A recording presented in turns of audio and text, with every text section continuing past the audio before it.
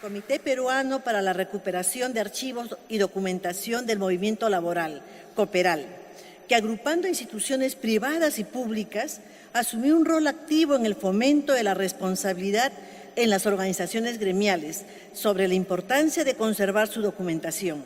COPERAL era parte integrante de la Asociación Iberoamericana para la Recuperación y Protección de los Archivos de los Trabajadores y sus organizaciones AIRPATO, un movimiento iberoamericano que buscaba la recuperación, la protección de los archivos de los trabajadores y contaba con el apoyo de la Fundación Pablo Iglesias de España.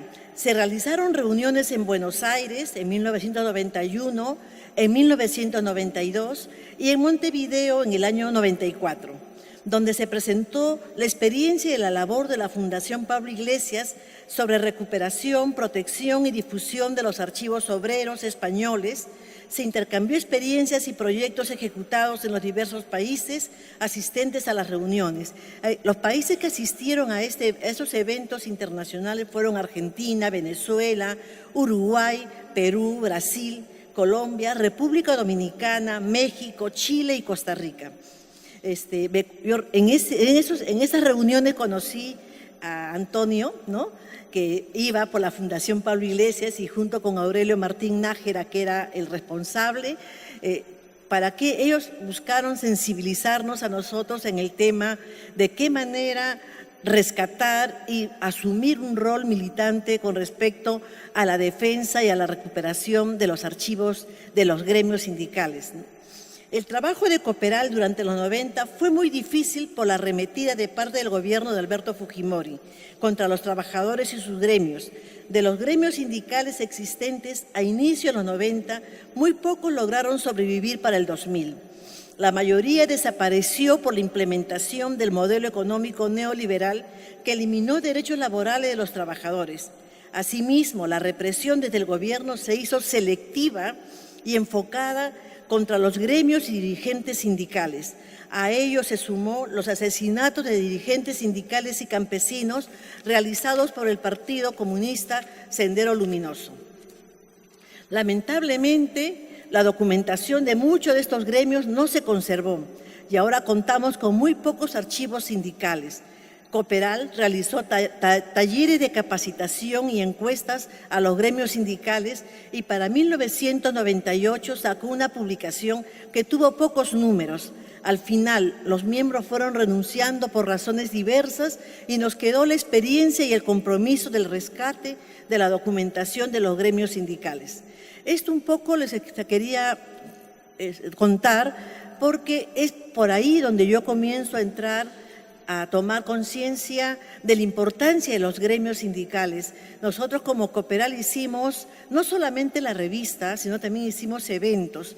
Hicimos talleres con los dirigentes sindicales, hicimos una encuesta en sus gremios para ver qué tipo de documentación tenían, hicimos capacitaciones, pero realmente la situación política en el país en esos años era tan difícil, la inseguridad era tanta y además la arremetida del gobierno de Alberto Fujimori era tan fuerte que los mismos dirigentes sindicales comenzaron a dejar los trabajos y comenzaron cada uno a recomponer sus vidas.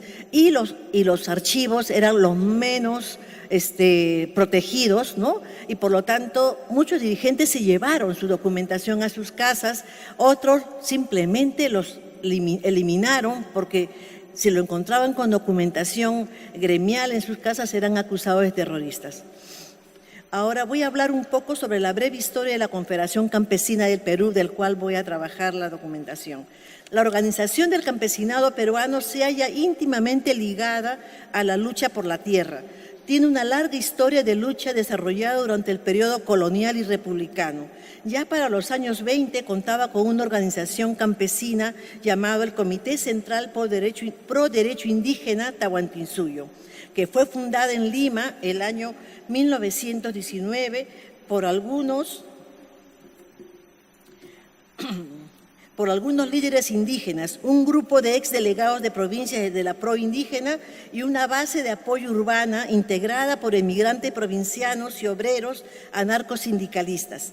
Tuvo como principales dirigentes a hombres como Samuel Núñez Calderón, Hipólito Salazar, Juan Hipólito Pébez, Carlos Condorema y Ezequiel Urbiola, que eran indios o indigenistas. El compromiso de los fundadores del Comité Central Pro Derecho Indígena Tahuantinsuyo fue el de unificar a nivel nacional a todos los indios del Perú, principalmente a los de las comunidades indígenas, y hacerles conocer sus derechos políticos, económicos y sociales, con el objetivo de desarrollar en ellos un sentimiento de igualdad frente a las leyes y la Constitución de la República. El comité, durante los años 21 y 24, desarrolló 4 congresos nacionales. Posteriormente, sus dirigentes fueron perseguidos, encarcelados y deportados por el gobierno de Augusto B. Leguía. Y ya para el año 26, el comité se hallaba apoyando al gobierno de Augusto B. Leguía, llegando a nombrarlo presidente honorario. Finalmente, en agosto del año 27, el Comité Central Pro Derecho Indígena Tahuantinsuyo dejó de funcionar luego que mediante una resolución suprema el gobierno de Augusto B. Leguía prohibió su funcionamiento en todo el país. Esto es un poco el antecedente de la Confederación Campesina del Perú. Este comité se funda en los años 20 y tenía mucha influencia del anarcosindicalismo de la época, ¿no? Que estaba muy metido y desarrollado en el movimiento obrero peruano. Ya luego, con los cambios que hay en el mundo político, en el mundo gremial, ya entra a tallar ya el tema del socialismo, ¿no? Entonces, el Comité Pro Derecho Indígena en un primer momento tuvo un auge muy fuerte porque tuvo mucho apoyo del gobierno de Augusto B. Leguía, ¿no? Que buscaba modernizar y de una u otra manera hizo alianzas con este comité. Pero cuando ya el comité comienza a asumir reclamos de derechos de las comunidades, reclamos de igualdad en el trato a los indígenas, el no trabajo, el llanaconaje y todo lo demás, el gobierno sencillamente comienza a combatirlo y al final, ¿no? Comienza a detener a dirigentes y lo vuelve ya realmente un comité que no está con el gobierno. Y luego el comité un poco como que se reacomoda a la situación política del momento y nombra incluso presidente honorario a Augusto B. Leguía, y un sinsentido porque era la dirigencia quien lo hacía, pero las bases de los campesinos no lo reconocían. Entonces hay una suerte de situación muy difícil para este comité y al final desaparece. El 11 de abril de 1947, los sindicatos de obreros y los dirigentes de la Federación General de Yanaconas y Campesinos del Perú, que es otra agrupación que surge luego de este comité central, acuerdan la fundación y formación de la Confederación Campesina del Perú. Dicha fundación se concretizó en el primer Congreso Nacional Campesino realizado en diciembre del año 47.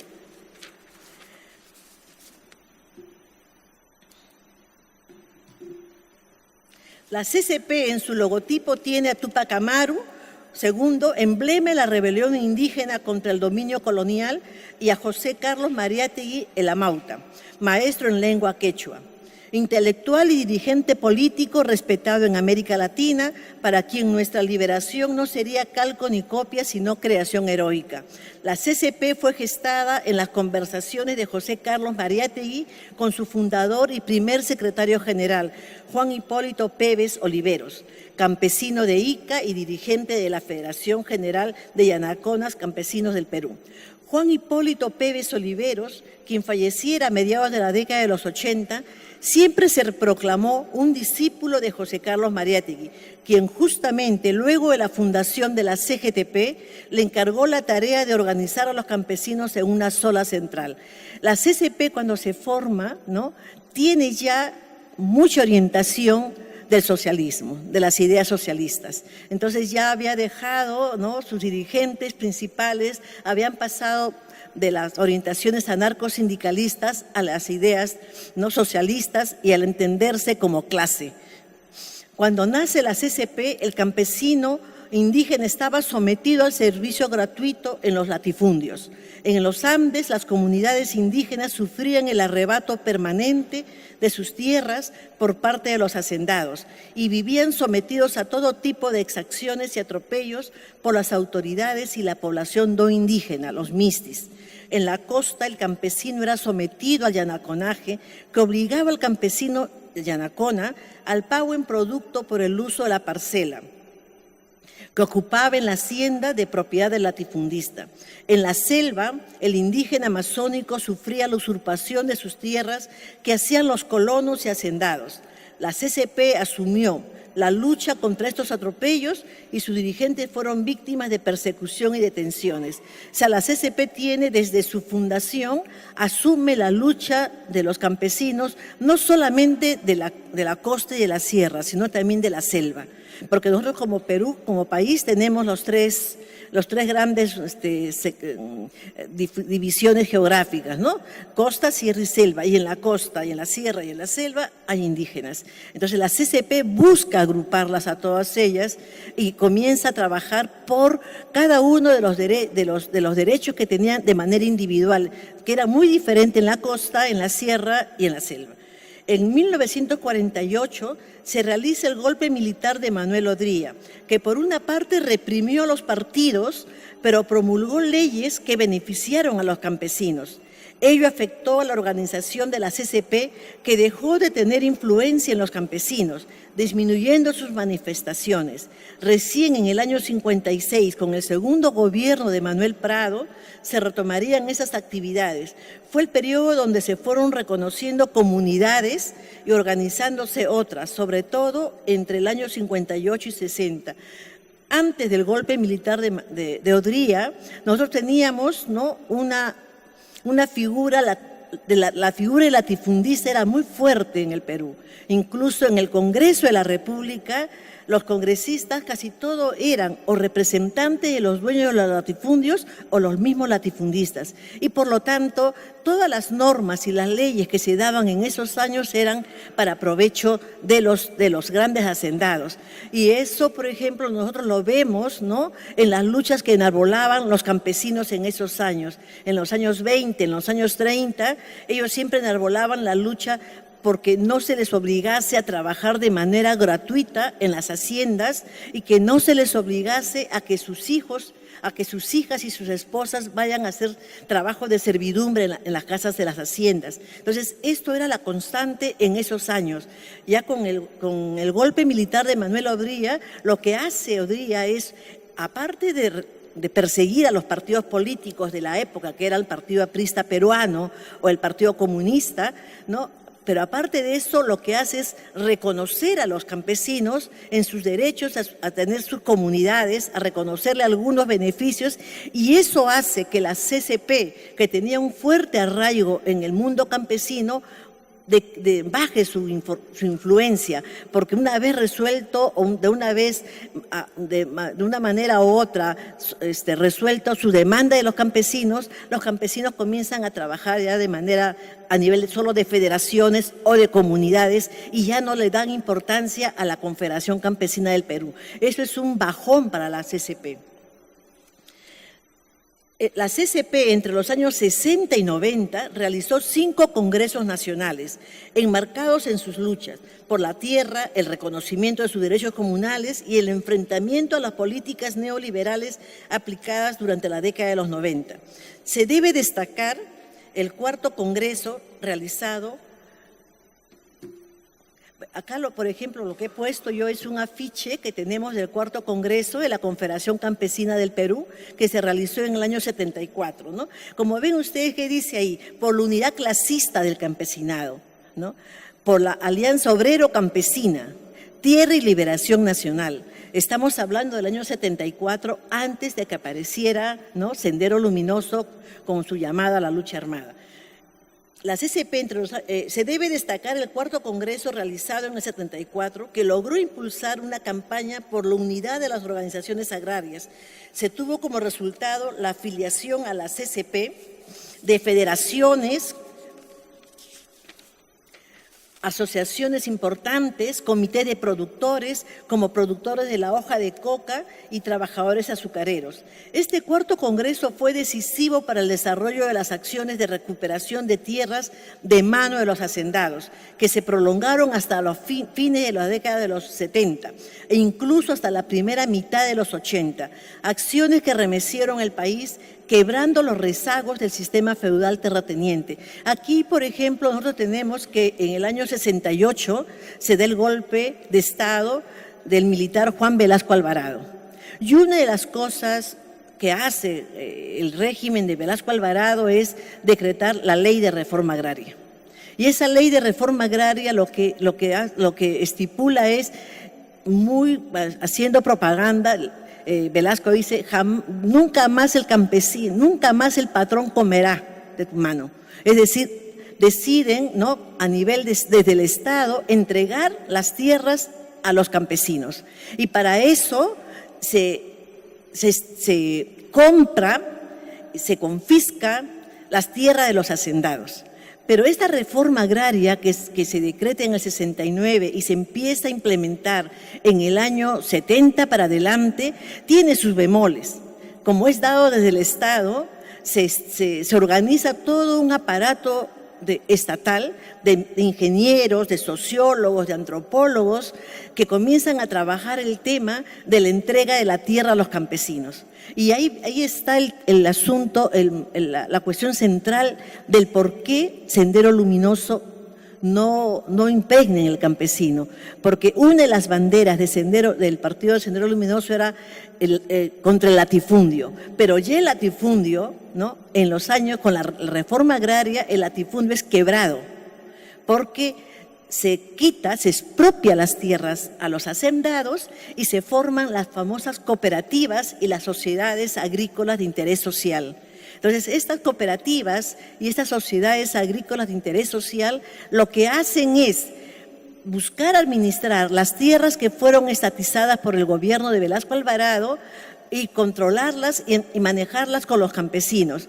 Y por eso es que la CCP, que había tenido una alta influencia entre los años 60, 70, con la ley de reforma agraria, entienden de que ya no está tanto el tema de expropiación o de recuperación de tierras de parte de ellos contra los latifundistas, sino de qué manera ellos entran en esta nueva administración. Y por lo tanto, los campesinos, a través de federaciones y de comunidades, entienden de que la situación ha cambiado.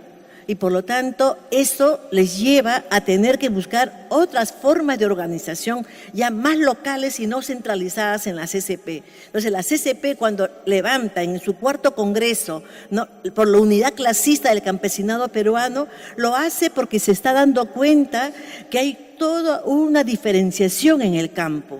Producto de las cooperativas y producto de las AIS, comienzan a aparecer campesinos que acumulan riqueza y que ya están teniendo como propiedad la tierra. Ya no es la comunidad la dueña de la tierra, sino los cooperativistas. Y los cooperativistas son los mismos campesinos que comienzan a acumular dinero y comienzan a manejar el negocio tanto de la comercialización como de todo lo que significa la producción agrícola. Entonces, tenemos aquí una reconfiguración del campo y eso se nota en las propuestas que hace la CCP. En este cuarto congreso fue decisivo para el desarrollo de las acciones de recuperación de tierras de mano de los hacendados. ¿Por qué digo esto? Si bien es cierto, se da la ley de reforma agraria, pero es lento el proceso. Revisando documentos de la época, por ejemplo, estamos en el año 78 y todavía hay litigios de comunidades campesinas con hacendados, que si bien es cierto les han expropiado las tierras, pero ellos han hecho, previo a la expropiación, han hecho figuras, ¿no?, legales para seguir teniendo control sobre la tierra. Entonces, la reforma agraria busca quebrar la propiedad latifundista en el campo, pero ante eso los latifundistas o los hacendados lo que hacen es crear figuras como por ejemplo las ventas ficticias a sus yanaconas, las ventas ficticias a algunos campesinos. Entonces ellos aparecen como propietarios, pero detrás de ellos están los hacendados. Entonces eso lo saben los campesinos de las comunidades y comienzan a tener litigios con ellos para ver de que realmente la tierra pase a las comunidades. En este cuarto congreso fue decisivo para el desarrollo de las acciones de recuperación de tierras de mano de los hacendados que se prolongaron hasta fines de la década de los 70 e incluso hasta la primera mitad de los 80. Acciones que remitieron al país quebrando los rezagos del sistema feudal terrateniente. Para la década del 80 se afiliaron los comités de rondas, asociaciones y federaciones de mujeres y clubes de madres, teniendo un papel importante denunciando la serie de violaciones a los derechos humanos que afectaban a los campesinos de Ayacucho, Huancavelica, Huancayo, Apurímac y otros. Para la década de los 90 se afilian a las asociaciones de desplazados, víctimas de la violencia política. Y en el 2000, con el regreso de la democracia, la CCP reinició actividades centrando su lucha por la defensa de la ecología y en contra de la depredación forestal realizada por las empresas extranjeras. Entonces, este periodo de los 70, finales de los 70 y los inicios de los 80, ¿cómo afecta a la CCP? Ellos están peleando, ¿no?, en estos finales de los 70 por la tenencia legal y formal de las tierras, pero empieza el conflicto armado interno y aparece Sendero Luminoso, ¿no?, en Chuchi en mayo del 80 y aparece con banderas que supuestamente deben representar o reflejar los intereses del campesinado, por la recuperación de las tierras, por las tierras para el campesinado. Pero ¿qué encuentra Sendero Luminoso en el campo? Encuentra ya a campesinos con propiedades, encuentra cooperativas, encuentra a SAIS, a sociedades agrarias de interés social, encuentra a comunidades que ya tenían ellos, ¿no?, definido, ¿no?, sus temas de tierras. Entonces, ¿qué es lo que hace Sendero Luminoso? Sendero Luminoso empieza a atacar y a matar dirigentes campesinos, a presidentes de las cooperativas, a presidentes de las comunidades. ¿Por qué? Porque dicen que ellos son los nuevos gamonales y implementa o busca implementar en los lugares en donde entra Sendero Luminoso, busca implementar su gobierno popular y desconoce toda la tradición campesina de su organización. O sea, nosotros sabemos, ¿no?, por lo menos por nuestras investigaciones sabemos que las comunidades campesinas tienen un raigambre muy antiguo y sus autoridades son personas mayores, muchas veces que son los que conocen la historia de la comunidad. Son autoridades respetadas por la población, por la comunidad. Y lo que hace Sendero es matar al dirigente, matar al presidente de la comunidad, matar al presidente de la cooperativa y coloca como en el cargo a un muchacho, a un joven militante de Sendero Luminoso. Entonces, ¿qué pasa con la población campesina? No se reconocen esas nuevas dirigencias y muchos de ellos si apoyaron a Sendero fue porque no les quedó otra alternativa. Tuvieron que apoyar o tuvieron que darles de comer, tuvieron que entregarles sus productos porque ellos entraban con toda la fuerza de una organización político-militar. Tenían armas y además juzgaban a los campesinos. Yo recuerdo que en el año 82, por ejemplo, ¿no?, en la provincia de La Mar, ¿no?, en una cooperativa que funcionaba, María Parado de Bellido, en Patibamba, ¿no?, el presidente de la cooperativa, que era mi tío, ¿no?, tenía controlado a toda la población en cuanto a la producción, a la comercialización, y tenía en su casa donde tenían todos los productos que cosechaban. Sendero entra un día, ¿no?, a ese pueblo. Entran jóvenes de 18, 20 años, ¿no?, y lo que hacen es, entran avivando a Gonzalo con banderas rojas y lo que hacen es llamar al presidente, que era en ese tiempo, ¿no? Como le digo a mi tío, lo llaman y él sale pensando de que algo querían decirle y dicen, aquí está el ladrón, aquí está el que los está explotando y aquí lo vamos a matar. Y lo matan, o sea, lo amarran a un palo en la plaza del pueblo y delante de su familia, delante de toda la población, lo ejecutan. Y lo ejecutan, ¿no?, con hacha. Entonces, y le dicen a la gente que no los levanten en 3 días porque un perro debe podrirse.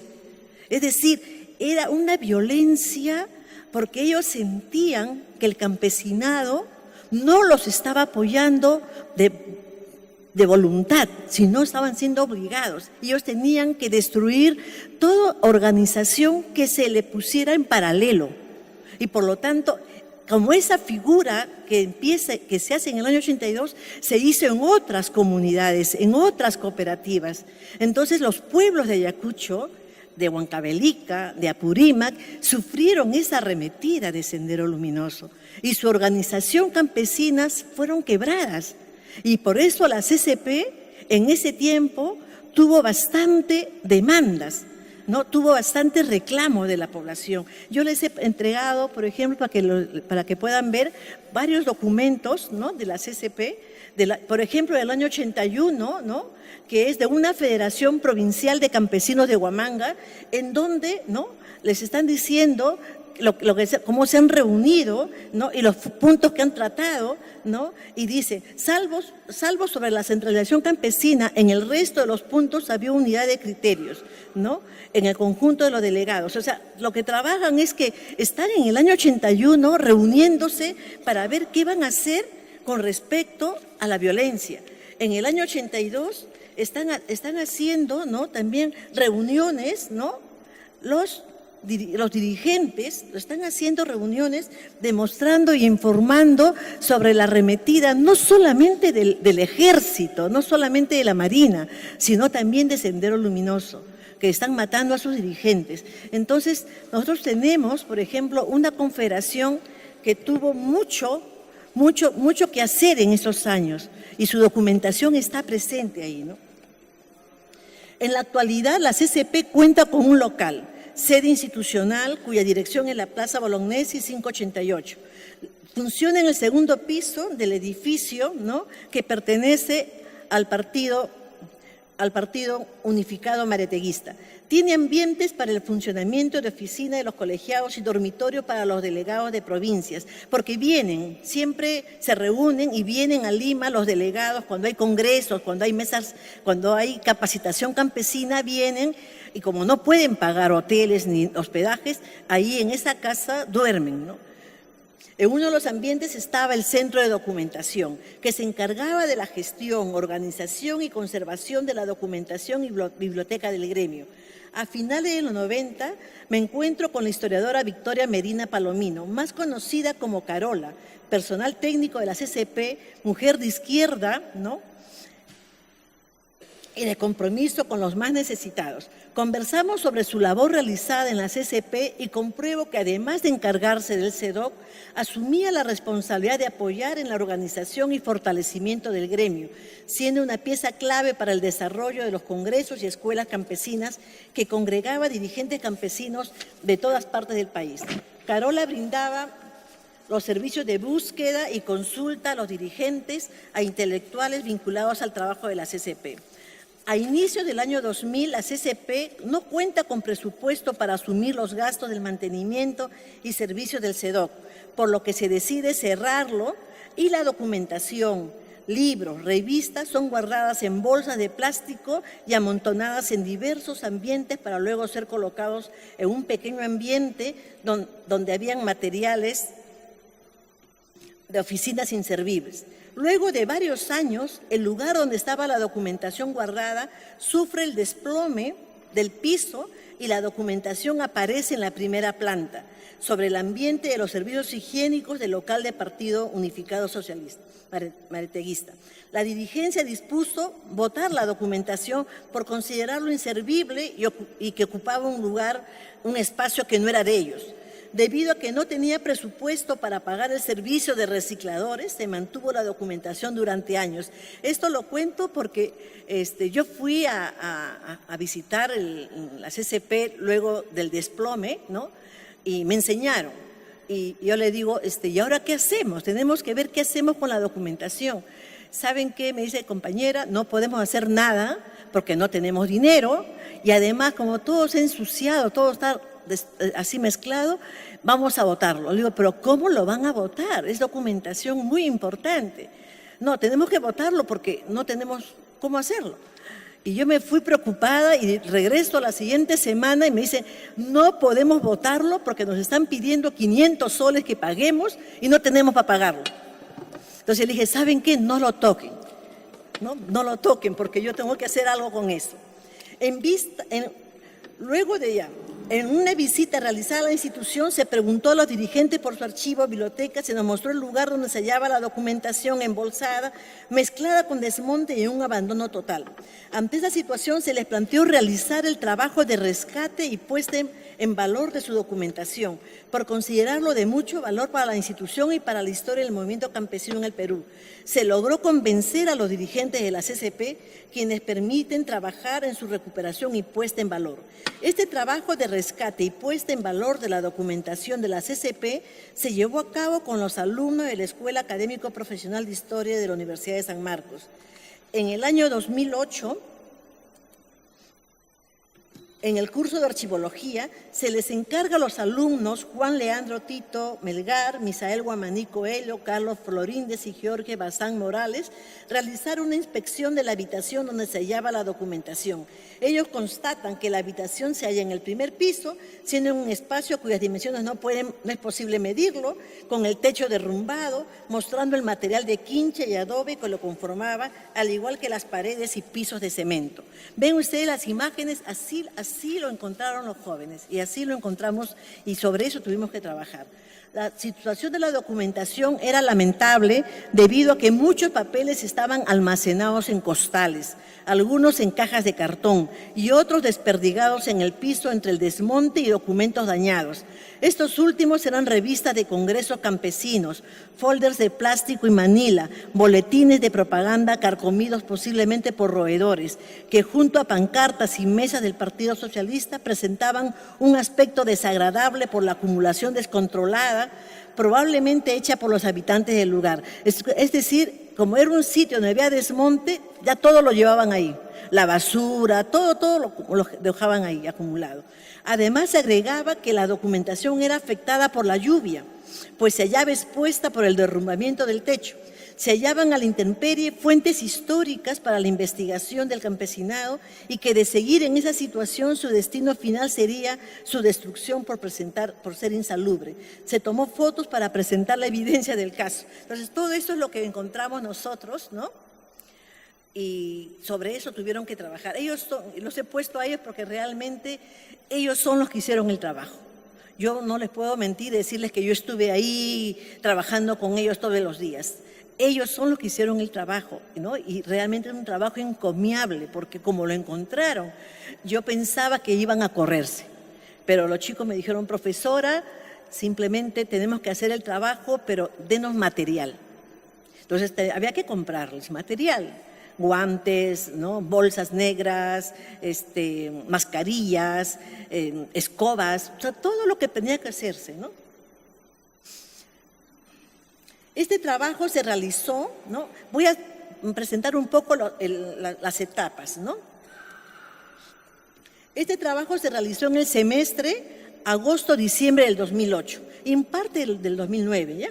Durante varios días se procedió a separar la documentación del desmonte del techo, equipos de oficina malogrados, roedores muertos, periódicos viejos y bolsas de basura.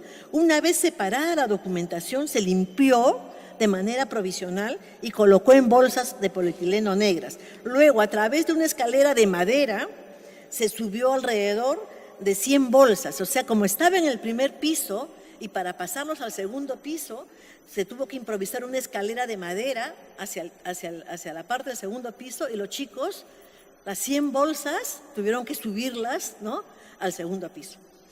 Luego se procedió a la ¿no? Ese es el acopio, ¿no? Vean ustedes cómo lo que tuvieron que hacer los jóvenes, ¿no? Y luego viene la limpieza, ¿no? Durante el primer semestre del 2009 se conversó con uno de los dirigentes de la CCP para que se destine un ambiente apropiado para el trabajo de archivo, donde se procedió a una limpieza exhaustiva de los documentos. A la vez se hizo un expurgo de lo que no era documentación de archivo, porque hay cosas que no eran documentación de archivo, ¿no? Que estaban ahí mezcladas. Para la compra de materiales de limpieza se tuvo el apoyo económico de la historiadora y archivera Anne Pelotin Dumont. Yo un día la llevé a Anne y me dijo, Ruth, ¿qué es esto? Le digo, mira, estamos con 4 chicos trabajando y realmente ya mi presupuesto está haciendo crisis porque tengo que estar comprando todo el tiempo materiales porque necesitan. Entonces ella me dijo, te doy un dinerito y ojalá que con eso puedan avanzar más, ¿no? La CCP solo nos brindó el ambiente. Cada uno de los involucrados en el trabajo aportamos nuestro tiempo y materiales de archivo. Esto es un poco lo que tuvimos que, al subirlo, con eso se tuvo que trabajar, ¿no? Entonces, esta es la limpieza, ¿no? Se subió todas las bolsas y después se sacaron de las bolsas y estos eran los paquetes que comenzaron a armarse, ¿no? De manera provisional, porque había que, o sea, el trabajo de acopio y de limpieza se hizo, luego de llevarlo todo al segundo piso, la limpieza fue muy larga, porque había de todo, estaba muy sucio, ¿no? Demasiado sucio estaba la documentación. Luego se hizo una revisión de la documentación y la elaboración de un cuadro de clasificación. Para esta actividad se revisó la bibliografía que diera cuenta de la historia del movimiento campesino y la CCP. Se necesitaba conocer a las instituciones gremiales de la época, su relación con el gremio campesino. Además, se hizo una revisión de la documentación generada por el gremio y se elaboró el borrador del cuadro de clasificación, el cual debe modificarse según cómo se vaya avanzando en la clasificación. Además de documentos, tenemos libros, revistas, periódicos, afiches, volantes, fotografías. Todo eso en soporte, hay soporte en papel, VHS, disquetes, cassettes y papel fotográfico, ¿no? En el 2010, ya ese es el trabajo de organización. En el 2010 se empezó con la clasificación y el ordenamiento y el trabajo se hizo los días sábados. Solamente nos permitían ir los sábados, porque los demás días estaban ocupados en sus actividades y los locales había dirigentes, ¿no? Esta actividad duró del 2010 hasta el 2017. Fue un trabajo lento porque no se contaba con las facilidades para el ingreso al local. Siempre era necesario avisar esperando que hubiera un dirigente que abriera la puerta del local el día sábado, porque a veces ellos, como no tienen presupuesto, no tienen un guardián. Y por lo tanto siempre tenía que ir un dirigente a abrirnos la puerta el día sábado. Y cuando no podían ir, sábado en blanco. O sea, no podíamos hacer nada, ¿no?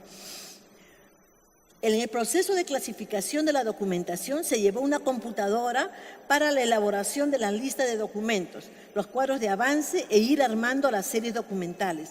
Luego solicitamos a amigos responsables de archivos la donación de cajas archiveras que tengan en desuso y eso, por ejemplo, ahí nos ayudaron los de la Municipalidad de Lima, FONAFE, el Archivo General de la Nación. Como ellos siempre van cambiando sus cajas, entonces las cajas que ya no los usaban, nos lo daban, nos los regalaban. Entonces nosotros recibíamos eso, ¿no?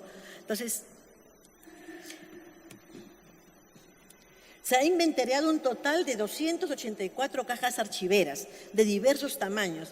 Tenemos una bolsa y 64 cajas grandes en papel bond y a la fecha se cuenta con un inventario general de las principales series documentales. Imagínense, después de tantos años hemos logrado está así la documentación ahí, así, ahora, ¿no? Hay cajas archiveras y hay cajas de papel porque ya no tenemos cajas archiveras que nos han donado. Entonces hemos buscado cajas de que nos sacan fotocopia en la universidad, me han regalado cajas y los hemos llevado también, ¿no?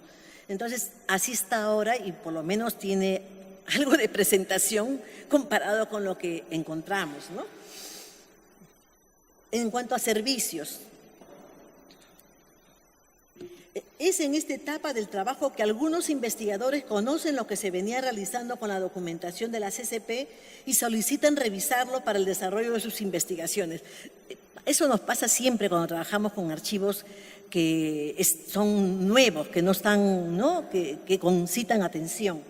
Lo han revisado investigadores peruanos como Ricardo Caro y Miguel Sánchez para sus tesis de maestría, luego la investigadora inglesa Anna Khan para su tesis de doctorado, David Finn para el también doctorado y Tamara Feinstein, ¿no? Para la publicación de su libro sobre la izquierda unida, ¿no? Entonces, esto, por ejemplo, nosotros lo hemos tenido que aceptar porque se han pasado la voz, ¿no? Entre ellos. Entonces me escriben, por favor, Ruth, permítenos, queremos revisar, estoy trabajando sobre la Federación Agraria en el Cusco, o estoy trabajando sobre el movimiento campesino de los años 70, previo a la reforma agraria. Entonces tenemos eso, ¿no? Entonces sabemos nosotros, los archiveros, sabemos que no podemos dar servicios si no está eso con inventarios, ¿no?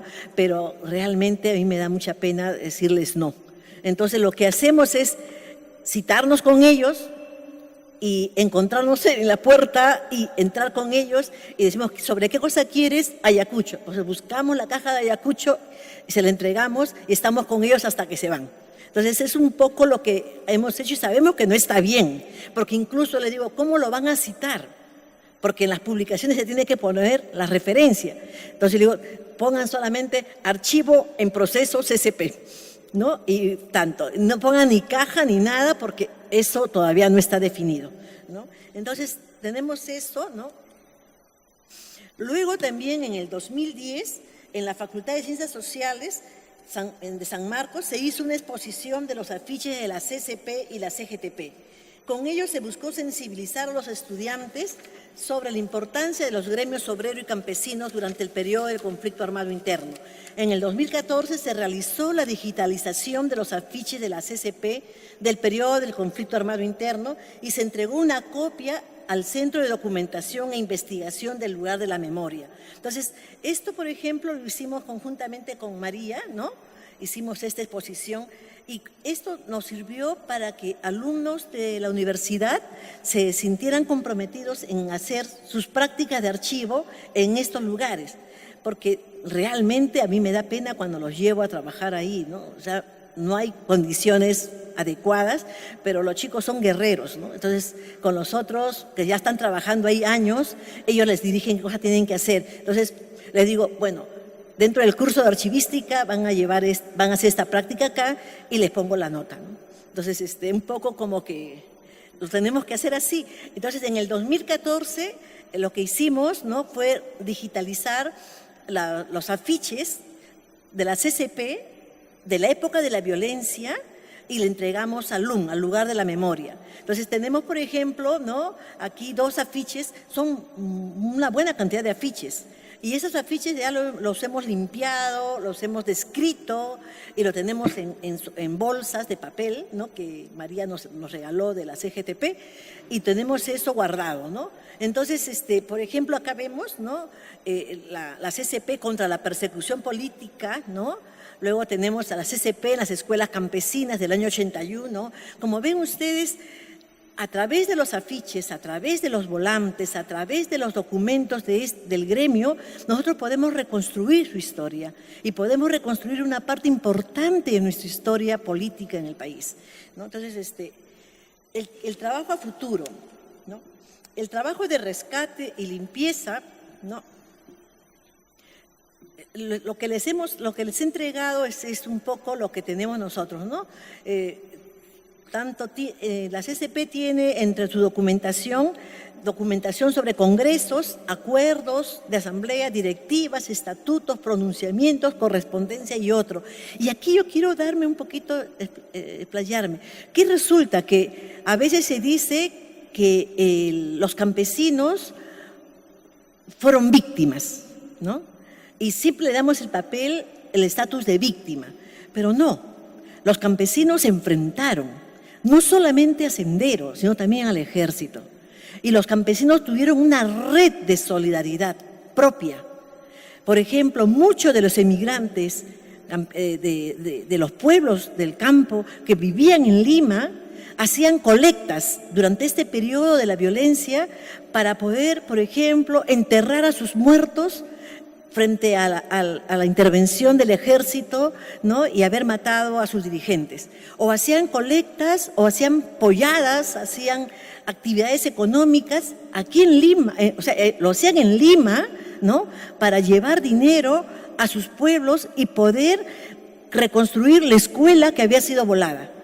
¿Se dan cuenta? Entonces, no es que ellos sufrieron y fueron pasibles y fueron solamente actores pasivos. No, ellos tuvieron una actuación.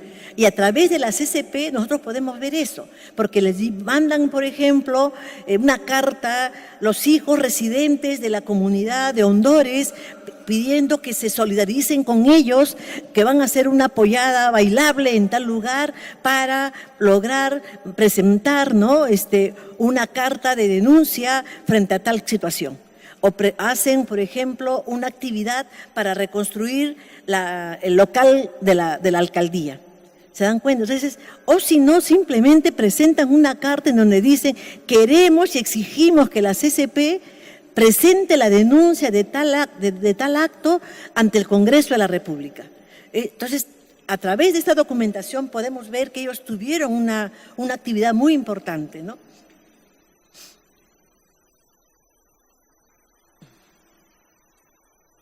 Entonces, eso son lo que les he entregado, ¿no? En cuanto al trabajo a futuro, como hemos visto, todo este trabajo ha sido un trabajo de mucha voluntad, ¿no? De varias personas y con muy poco apoyo, ¿no? De parte de la dirigencia de la CCP e incluso últimamente ellos están un poco complicados con el local, ¿no? Quieren su cuarto, ¿no? En donde está la documentación y entonces ante esa situación hemos visto por conveniente pedir que el Archivo General de la Nación lo reciba en custodia, ¿no? Entonces, ese trabajo de comprometer primero a la CCP para que lo entregue al Archivo General de la Nación fue un poco difícil, porque ellos, una vez que vieron que todo estaba organizado, ¿no? Y con cajitas y todo, entonces dijeron, entonces pueden conseguir estantería. Y pueden conseguir, sí, pero ¿qué pasa? Aquí no hay lugar, no hay espacio, no hay un sitio donde podamos hacer los trabajos, los diversos procesos, le decíamos. Entonces, al final aceptaron y mandaron una carta al Archivo General de la Nación pidiendo que la documentación de la CCP lo reciban en calidad de custodia. Eso fue hace 2 años.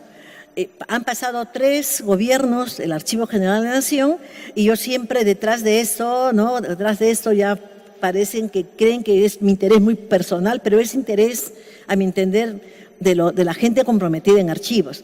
Entonces, al final, ahora tenemos una posibilidad. Y la posibilidad es de que la nueva jefa del archivo, ¿no? Está haciendo las gestiones para que la Biblioteca Británica, ¿no?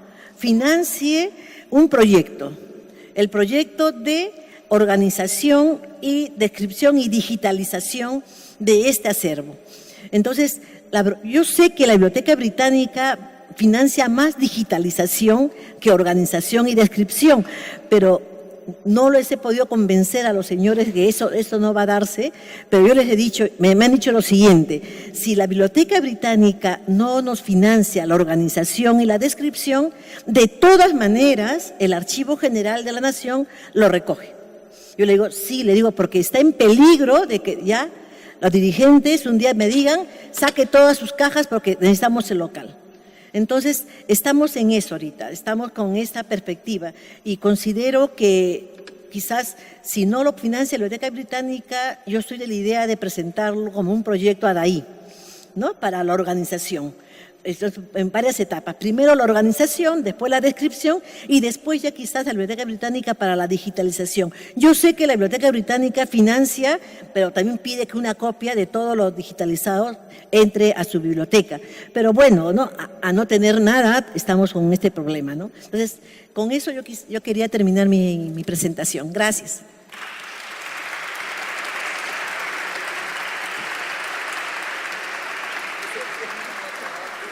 Tengo que disculpar a José Ancán, que era el otro comentarista, pero una situación urgente en Valparaíso él trabaja en el Consejo de la Cultura y las Artes, que tienen sede allá, no permitió que llegara. Así que yo voy a ser también un poco de comentarista, entre comentarista y moderadora, pero voy a darle primero la palabra a mi estimadísimo Rolf Foster, quien es uno tal vez de los investigadores en temas de indígenas más destacados de nuestro país. Es un gran investigador, lo pasa o aquí o en la Biblioteca Nacional, son sus dos y su casa, me imagino que es el otro punto. Destacado tanto por investigaciones en temas de mapuche, como más recientemente temas de la comunidad Rapa Nui. En fin, así que yo no sé, Rolf, si tú puedes comenzar esta. Muy bien, gracias. Bueno, la exposición de doña Ruth Borja a uno lo deja conmovido, ¿no?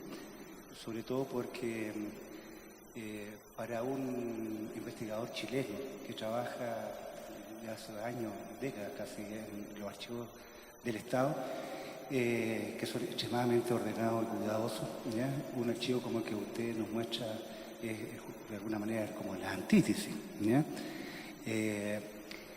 Sin embargo, en Chile también hay archivos que podrían tener las características que usted describe.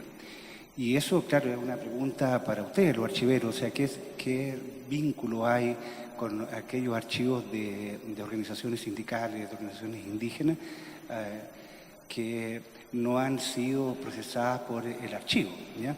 Entonces ahí hay un gran tema. Mi experiencia con el mundo mapuche es que efectivamente organizaciones como la Sociedad Caupolicana, organizaciones como la Federación Araucana, tenían archivos, sobre todo la Federación Araucana, con un gran dirigente que era Manuel Augusto Panguilef, recopiló una cantidad muy grande de documentación, ¿ya? De sus congresos, y lamentablemente eso sigue estando en manos de la familia.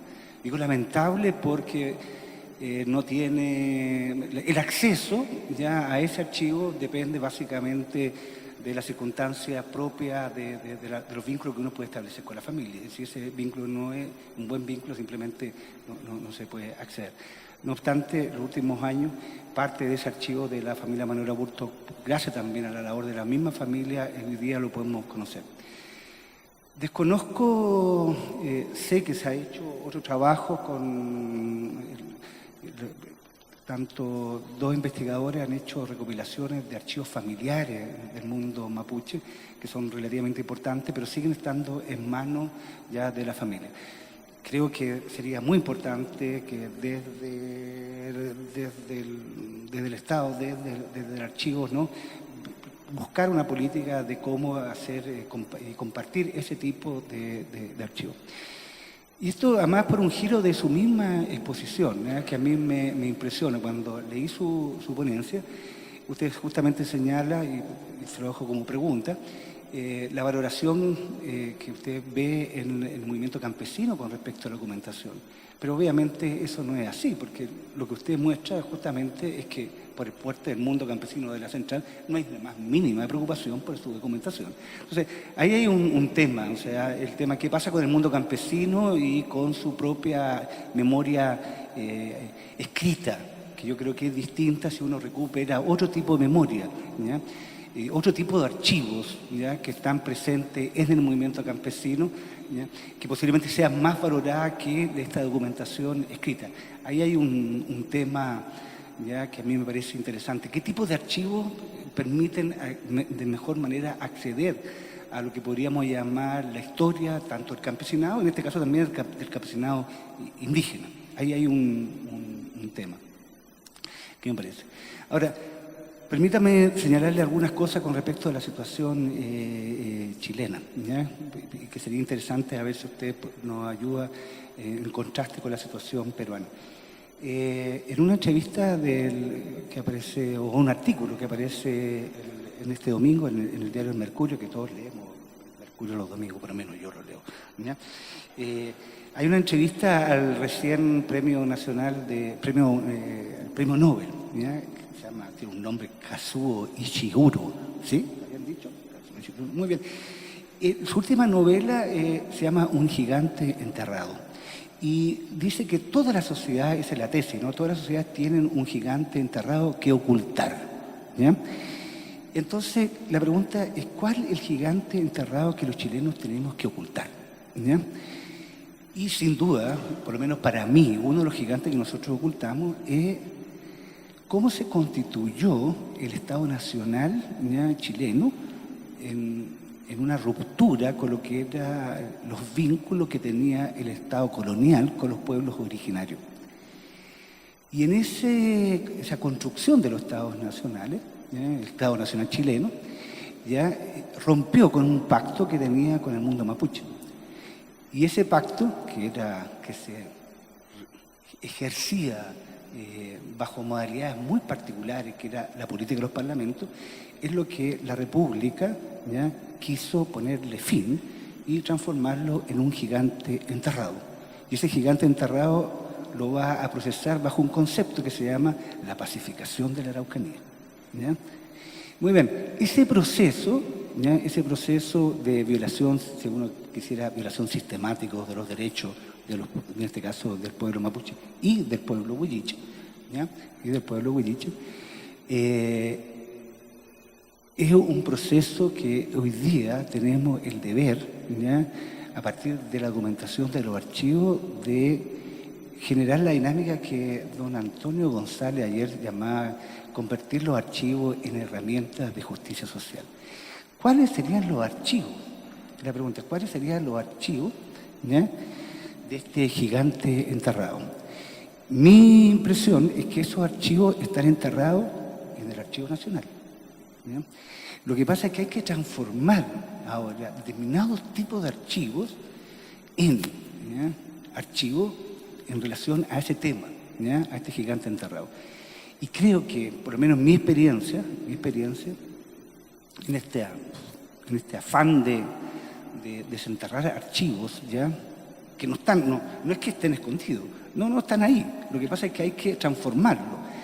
Y posiblemente el archivo más importante son los archivos notariales, ¿ya? El archivo notarial es, ¿ya?, los archivos de propiedad en relación con los archivos de justicia, posiblemente una de las mayores fuentes de cómo se gestó el proceso, ¿ya?, de construcción de la propiedad y la destrucción de la propiedad del mundo indígena, ¿ya? Hay que trabajar ahí, en esos archivos. Ahora, trabajar con esos archivos requiere un aparato conceptual, porque le pongo un contraste. Esos mismos archivos los hemos trabajado un colega que considera que al revisar esos archivos, Chile no tiene ninguna deuda con los pueblos originarios, ¿ya? En cambio, cuando yo reviso los archivos, me doy cuenta que Chile tiene una enorme deuda con los pueblos originarios. ¿Dónde está entonces el punto, ¿ya? O sea, no basta el archivo, ¿ya?, no basta la documentación, sino que hay que introducir una conceptualización que permita que ese archivo diga lo que debe decir con respecto al tema de los derechos humanos, ¿ya?, y con respecto a los derechos de la propiedad. Tengo la impresión de que el gran desafío nuestro, por lo menos con respecto al tema mapuche-huilliche, radica en poner los archivos, ¿ya?, voy a usar la expresión, ¿no?, tenemos que hacer un activismo militante de los archivos, ¿ya? Y esa es una tarea que tenemos que llevar adelante, sobre todo para darle sentido a lo que se conoce como deuda histórica, ¿vale? En relación al mundo Rapa Nui, yo creo que la situación del mundo Rapa Nui es muy distinta a la situación del mundo mapuche, ¿ya? El caso de, cuidado, hay una coincidencia temporal, ¿ya? La ocupación de la Araucanía o la pacificación de la Araucanía es la misma fecha que ya se termina la pacificación y se va a la isla de Pascua, ¿ya? Una cosa bien notable, ¿ya? Y cuidado, en el mismo momento también está la guerra contra la Confederación. Por lo tanto, Chile se expande hacia el sur, se expande hacia el norte, ¿ya?, y se expande, como se llama, hacia el Pacífico. Lo que pasa es que en Isla de Pascua la situación era muy distinta por un problema de larga tradición que tenían los pueblos polinésico en su vinculación con lo que podríamos llamar las potencias coloniales, que se había empezado a gestar ya desde 1830, y la política que se empezó a llevar adelante era lo que se llama una política de un reconocimiento que hace los estados a las poblaciones locales, ¿ya? Y a sus autoridades, ¿ya? Ya me voy a acordar el concepto político con el cual se usa. Lo que pasa es que obliga, por tanto, al Estado chileno a un pacto, ¿ya?, de buena voluntad con los ariquis, con las autoridades Rapa Nui. Lo más notable es que ese tratado tiene una doble lectura. Por un lado, una lectura por parte del Estado chileno, ¿ya?, y una lectura por parte del pueblo Rapa Nui. Para el pueblo Rapa Nui, el Estado chileno es un Estado que se le ha otorgado la soberanía sobre todo, pero los ariquis conservan sus derechos territoriales y sus derechos de investiduras como jefe, cosa que el Estado chileno no reconoce. Y el primer no reconocimiento fue que en 1895, ¿ya?, el tratado fue de 1888, en 1895 el Estado arrienda la isla a una empresa extranjera, la totalidad de la isla, ¿ya?, desconociendo, por tanto, el tratado, ¿ya? Y frente a un levantamiento y movilizaciones permanentes por parte del pueblo Rapa Nui, ¿ya?, con políticas de deportación de sus máximos dirigentes, de su ariqui, uno de ellos asesinado en Valparaíso, el rey Guido Caína, ¿ya?, en 1898, denunciando esta violación al tratado, pongámoslo así, ¿ya?, la violación al tratado, ¿ya? Esas rebeliones culminan con un levantamiento en el año 1914, cuya respuesta del Estado fue la famosa ley 3220, que es una ley aprobada por el Congreso, ¿ya? Y en esa ley, ¿ya?, sorprendentemente queda el conjunto de los habitantes de la isla de Pascua y el territorio bajo la autoridad naval, ¿ya? Y al estar bajo la autoridad naval, los Rapa Nui quedan exentos, ¿ya?, o privados de sus derechos ciudadanos. Esa ley solamente se puso fin, ¿ya?, en el año 1966. En ese momento, al fin, los Rapa Nui pudieron gozar del conjunto de los derechos ciudadanos que todos los chilenos. Por tanto, podían elegir sus autoridades, podían desplazarse libremente por el país, etc. Hasta 1966. Por tanto, desde 1895, arrendamiento, hasta 1966, el Estado chileno es responsable de la violación sistemática de los derechos humanos del pueblo Rapa Nui. Ahora, ¿dónde está la documentación? ¿Dónde está la documentación de eso? La documentación está básicamente en el Ministerio de Marina. 8.000 volúmenes que están en el Archivo Nacional, ¿ya? Diría que esa es la fuente más importante. ¿Por qué? Porque la Marina informaba año tras año de la situación de la isla de Pascua, año tras año. Ahora, es tarea nuestra, ¿ya?, es tarea nuestra, el activismo militante de los archivos, la búsqueda sistemática de la información que está en ese archivo y armar un archivo especial, ¿ya? Porque no basta como poner además el conjunto de los documentos, hay que saber leerlo, porque obviamente la Marina era muy consciente de lo que se estaba jugando con Pascua por un problema geopolítico. Y lo más notable es que la Marina sabía que la relación con Pascua era una relación colonial. Y no solamente la Marina, la recuerdo, Pedro Prado, nuestro gran escritor, ¿ya?, escribe una novelita en el año 1914 que se llama La Reina de Rapa Nui. Y él inicia este texto de la manera siguiente, dice: yo me sentía tan orgulloso de ser chileno, ¿ya?, porque éramos el único país de América que tenía una colonia en el Pacífico, ¿ya? Entonces, el vínculo colonial chileno con Pascua, es justamente este gigante enterrado, ¿ya?, que todos debemos ocultar, ¿ya?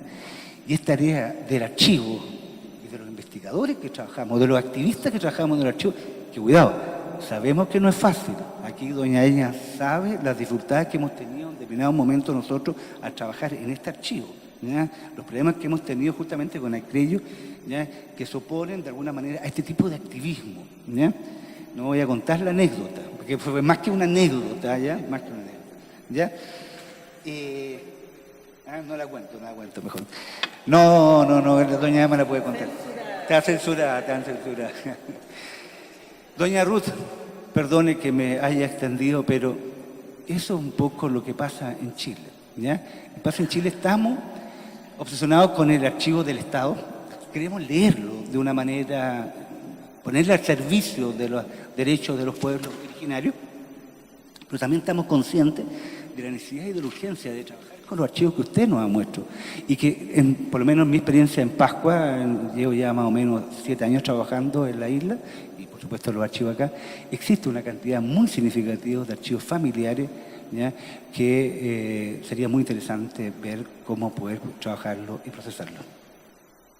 Eso.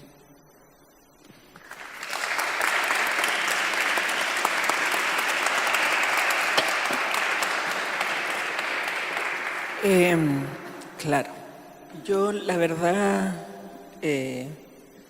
Ruth, que me dieron ganas de raptármela y traérmela para que nos ayude a rescatar los miles y miles y miles de archivos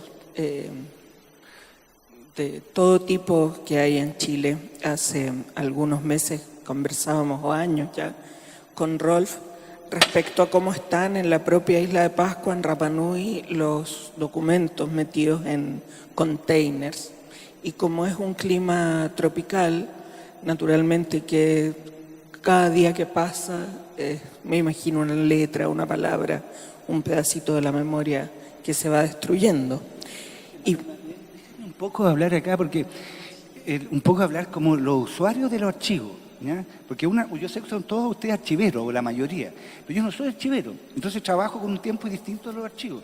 Los archivos trabajan con una temporalidad que me parece maravillosa, por varias generaciones. Yo trabajo con mi propia temporalidad, me quedan 10 años posiblemente, ya estaré rayado después de 10 años. ¿Ya? Este posiblemente sea ya estoy rayado, dice la de Maya, ¿ya? Pero con respecto al tema de la digitalización, yo creo que es urgente y necesario, ¿ya? Mi experiencia en Pascua, cuando encontramos en un container alrededor de 10.000 documentos, ¿ya?, lo abrimos con chuzo, le digo al gobernador, porque está en la gobernación, Carola Motu, Carolina, ¿qué hacemos? Me dice, no te preocupes, Rolf. Me dice, mira, dime tú lo que te interesa, le saco una fotocopia. Carolina, imposible, tengo que digitalizarlo al tiro, ¿ya? Y me puse ya durante 3 semanas a digitalizarlo, ¿ya? Porque no sabemos, o sea, la temporalidad de los archivos para uno, o sea, y entiendo, van a ordenarlo, ¿ya? Si es que lo ordenan, te fijas tú, se van a tomar un tiempo gigantesco, que no es mi tiempo. En cambio, 10.000 fotografías o alrededor de 14.000 fotografías, inmediatamente fichado, tome, aquí tiene el archivo, ya ordenado, y podemos trabajarlo. Ahí tiene que haber un vínculo entre los investigadores y el archivo. Eso no, perdona, ¿ya? Claro, lo que pasa es que son usos diferentes los que usas tú. Bueno, yo quería reflexionar sobre 2 cosas. La verdad es que encontré admirable el trabajo. La perseverancia es algo que a mí me admira siempre. Y bueno, nosotros tenemos, digamos, bueno, fuera de toda la documentación que ha producido la nación chilena, tanto en el ámbito del Ejecutivo como del judicial, por lo menos en lo que está acá, una gran parte de esa historia, acá y en 3 archivos más. De ellos uno, no quiero decir que los otros no exista, pero de ellos uno es el que está aquí mi distinguida colega Fresia Catrilaf, el archivo de la Araucanía, que es un archivo fundamentalmente indígena, porque la región es una región indígena. que fue, como decía también Rolf, ocupada por las fuerzas del ejército chileno, exactamente después que abandonaron Lima, los pasaron en tren y los llevaron a la Araucanía para que no perdieran el impulso, digamos. Chile evidentemente es un país expansionista, o ha sido en su historia reciente, y que ha violado sistemáticamente los derechos humanos del pueblo, de los pueblos originarios y de los pueblos indígenas, y que lo sigue violando en realidad no sé si los chilenos o el Estado chileno, sino también los propios chilenos que dejamos en el más absoluto de los abandonos, fundamentalmente al que debería ser nuestro gran orgullo, que es el Archivo General de Asuntos Indígenas. El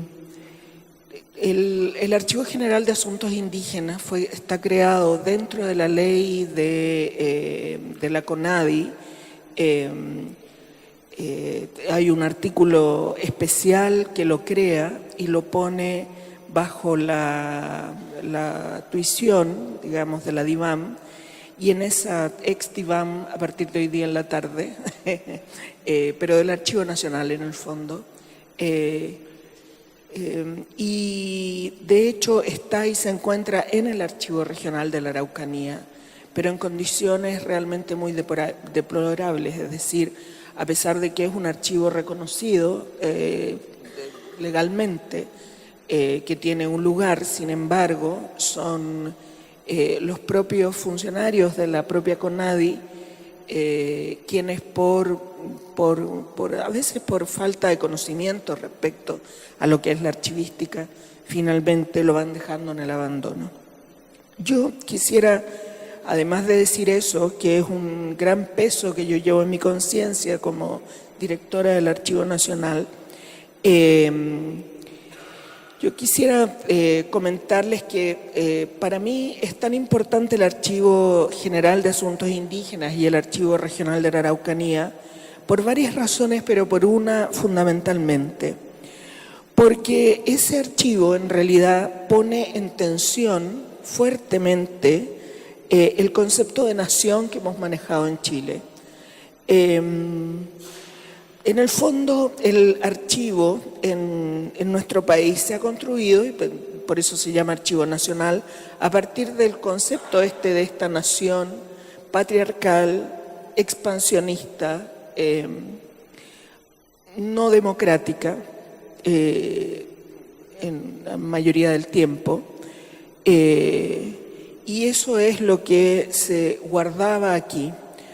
Quiero contarles una anécdota de un exfuncionario. Cuando estábamos empezando a trabajar acá el tema de género, que es otro gran problema de los derechos humanos, empezamos trabajando visitas guiadas. Entonces, tratando de destacar la presencia femenina dentro de lo que eran los archivos locales. Y mi compañera Paula, con la que trabajábamos en ese tiempo este tema, me comentó que este funcionario hizo entrar al depósito que está justo allá arriba, que es el que nosotros llamamos el depósito ministerial, que conserva todos los ministerios chilenos del siglo XIX. Entró ahí y dijo, porque también se podía decir por negación, ¿no es cierto? Si ustedes están buscando algo aquí respecto a mujeres o género, aquí no van a encontrar nada. Esa fue la expresión, ¿no? Entonces, efectivamente, a partir de ese momento y a partir de esa anécdota tan chiquitita, que ocurrió además hace tantos años, yo empecé a darle vuelta al tema de que era necesario cambiar, por lo menos dentro del Archivo Nacional, lo que era el concepto de nación y dejar de ser útiles a ese concepto misógino y que he descrito hasta ahora, y pasar a un concepto de archivo ciudadano, que me da la impresión a mí que es muy diferente, y que es diferente incluso en las metodologías de trabajo. Porque un archivo nacional que simplemente responde al gobierno, llamémoslo así, simplemente se queda esperando a que le lleguen los documentos, de alguna manera. Un archivo ciudadano, o sea, la comprensión de la nación como el conjunto de ciudadanos, en realidad toma una postura activa frente a los documentos y los va a buscar. Y en el fondo apoya la construcción de ese Estado inclusivo, tanto en el tema indígena, el tema mujeres, en el tema diversidad sexual, póngale usted el tema que quiera, incluso el de los derechos humanos violados durante la última dictadura que tuvimos. Es decir, vamos a, en el fondo, conformando fondos documentales sin querer, destruir las bases de la archivística, porque yo creo que son fundamentales. Pero vamos nosotros construyendo los fondos documentales, ya que esos fondos documentales no hay forma que lleguen acá por sí mismos. Vamos buscando la forma de poder aplicar los diferentes procedimientos archivísticos a toda esa documentación que va quedando por ahí. O sea, claro, si yo en el trabajo que hizo usted, Ruth, si nos hubiéramos puesto simplemente a esperar como Archivo Nacional que eso llegara o como Archivo General, no, jamás llega, digamos, en el fondo jamás llega. Y por lo tanto es el archivista, el archivero, el que en uso de su ética va y lo busca y lo rescata porque considera que es importante para los ciudadanos del futuro y para los del presente conocer esa información. Yo creo que ahí hay una tensión fuerte que nos tenemos que preguntar los archiveros chilenos. Estoy mirando, por ejemplo, a mis compañeras que trabajan en archivos municipales, fundamentalmente. ¿Hasta qué punto, no es cierto, en los municipios, en la ley, el 5200 dice actas municipales? Yo me he preguntado, ¿eso es lo único que conservan los archivos municipales?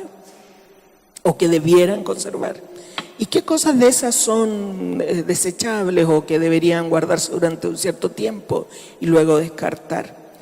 Es decir, ¿dónde empezamos nosotros a hacer un archivo para la gente, para toda la gente, incluidos los investigadores, y dónde nos quedamos en la rutina del acopio, el mero acopio, y tratamos de inútilmente de hacer esa actividad de mantenernos neutrales frente a la información, que a mi juicio es imposible, porque esa misma inactividad es una forma de pasividad que está dando cuenta de la construcción de una historia que tal vez no nos gusta, que no nos gusta cómo está construida.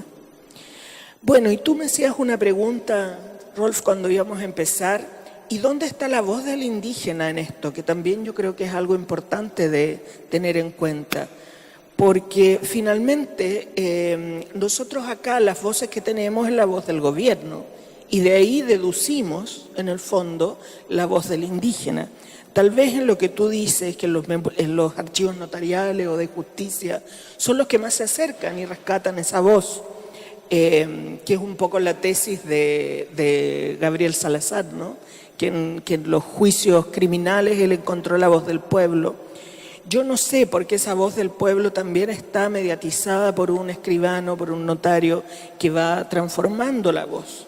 En estos documentos que tú nos entregaste también está transformada la voz. Entonces yo creo que es un gran desafío para nosotros, particularmente lo que nos interesamos en los archivos de los pueblos originarios, el poder, en el fondo, buscar la forma activa de incorporar la voz, sin nosotros meternos o sin que se meta no sé, pues la burocracia española, francesa, heredada en estos países, a decirle a los indígenas, campesinos, quienes sean, mujeres, etcétera, cómo decir las cosas. Me pareció especialmente interesante lo que tú dijiste respecto al trabajo que hicieron, respecto a los afiches, por ejemplo. No sé si tal vez ahí haya voz. En nuestro caso, el pueblo mapuche, fuera de estos archivos que tú has citado, han mantenido más bien una memoria que es oral, más que escrita. ¿Es necesario hacerla oral? Tal vez hoy en día tenemos técnicas que nos permiten recoger esa voz de otra manera. ¿Y cómo entonces, y sigo con las tensiones del concepto de archivo, porque para recoger la voz oral vamos a tener que necesariamente elegir algunas personas que hablen por el pueblo, y son todas estas preguntas que yo hago y que no tengo respuesta para ellas, pero sí que acojo en mi corazón y particularmente acojo este trabajo, pero absolutamente magnífico que han hecho ustedes. Te pido por favor que felicites a tus colegas que no vinieron, a estos chicos, por su perseverancia, por el trabajo, y espero, si nosotros podemos ayudar de alguna manera desde acá, cuenta con nosotros, porque estos trabajos hechos a pulso son realmente notables. Nos quedan bien poquitos minutos, perdonen que nos agarramos la palabra aquí con Rolf. No sé si hay alguna pregunta que alguien quiera hacer o comentarios, sino para... sí. Lamien. Sí. Pertenezco a una cooperativa denominada Comemongñen, que significa el buen vivir. Y en ese contexto nosotros para el 24 de noviembre vamos a realizar una ceremonia en la cual vamos a dar vamos a honrar a nuestros lamien detenidos desaparecidos durante la dictadura militar, en la cual alrededor de 170 hermanos mapuche del Meli Huechán Mapu, o sea, de los 4 puntos cardinales de la tierra, fueron masacrados. Nosotros vamos a erigir un espacio en la isla Cautín, donde vamos a erigir un cuel. Un cuel es un lugar que se levanta en la tierra para homenajear a los que partieron, y vamos a levantar asimismo 4 chemamul. Los che, persona, y mamul es madera, de 14 metros mirando hacia el Lafquén, hacia el mar, que se supone en nuestra cultura que ellos van a ser nuestros cuidadores de nuestro pille, de nuestra alma. Y en ese contexto, como digo, quiero agradecer a Emma, que le ha dado un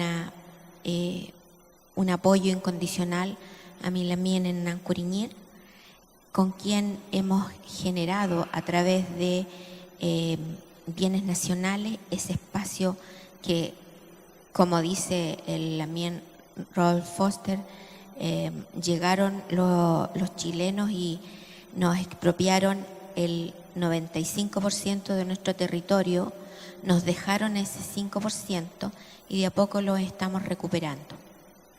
Ese espacio para nosotros va a ser sagrado, irá un Quiñe Epu Machi 2, porque nosotros concebimos la vida y el mundo dual, y vamos a erigir, como le digo, este memorial de los lamien detenidos desaparecidos. Para nosotros es un ejercicio nuevo, porque los anteriores lamien que fueron masacrados durante la guerra denominada pacificación de la Araucanía, nunca se ha hecho un reconocimiento a quienes partieron. Y en ese contexto, para nosotros es fuertemente, queremos hacer presencia en una ciudad muy cosmopolita, muy discriminadora, y también quería hacer eco del tema de los archivos en el territorio. Si bien la CONADI fue concebida por el gobierno de turno, para nosotros es un mero trámite, porque la memoria colectiva del mapuche está en su LOF, y cada LOF tiene sus propios códigos y su propia historia. Cuando yo digo mi apellido y cuando yo me veo con el otro en mi ropa, sé de dónde vengo y hacia dónde voy. Sé si soy casada, si soy del Melihuitan Mapu, de dónde soy, del Puel Mapu, del Lafquén Mapu o del Willy Mapu. Entonces,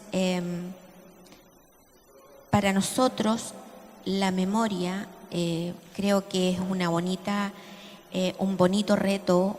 Yo como mapuche, como archivera, darnos a la tarea a través de